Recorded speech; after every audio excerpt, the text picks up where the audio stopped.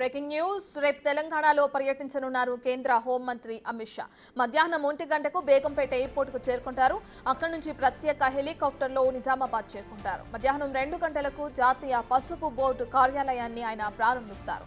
ఇక 2:35 నిజామాబాద్ కంఠేశ్వర క్రాస్ రోడ్లో ఏర్పాటు చేసిన డిఎస్ విగ్రహాన్ని ఆవిష్కరిస్తారు. ఆ తర్వాత పాలిటెక్నిక్ గ్రౌండ్లో జరిగే కిసాన్ మహాసభలో పాల్గొంటారు.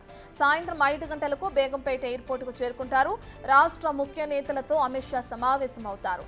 సాయంత్రం 5:30 తిరిగి ఢిల్లీకి బయలుదేరి వెళ్తారు. తెలంగాణ బీజేపీ అధ్యక్షుడి ప్రకటనకు ముందు అమిత్ షా సమావేశం అవ్వడం ప్రాధాన్యం సంతరించుకుంది.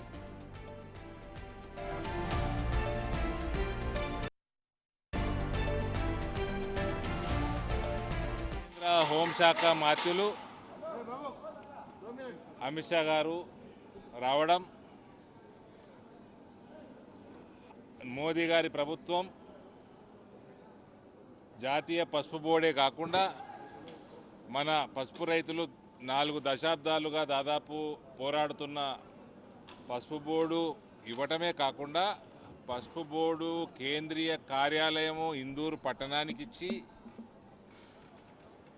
ఇందూరు జిల్లా ముద్దుబిడ్డ పల్లె గంగారెడ్డి గారిని, ఒక పసుపు రైతుని, జాతీయ పసుపు బోర్డుకి చైర్మన్గా నియమించి ఒక ఓవరాల్ ప్యాకేజీనే మనకు గిఫ్ట్గా మన జిల్లాకి, మన ఉత్తర తెలంగాణ ప్రాంతానికి ఇవ్వడం జరిగింది.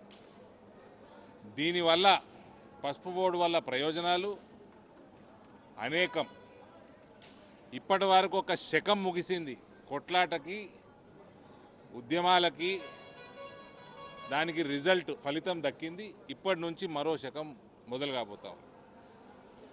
పండించిన ప్రతి పసుపు కొమ్ము విత్తనాలు వేసే టైంకే రైతు ఎవరికి అమ్ముతున్నాడన్నది బోర్డు యొక్క బాధ్యత. కోతలు కాగానే వాల్యూ అడిషన్ ఎట్లా చేయాలా అన్నది బోర్డు బాధ్యత.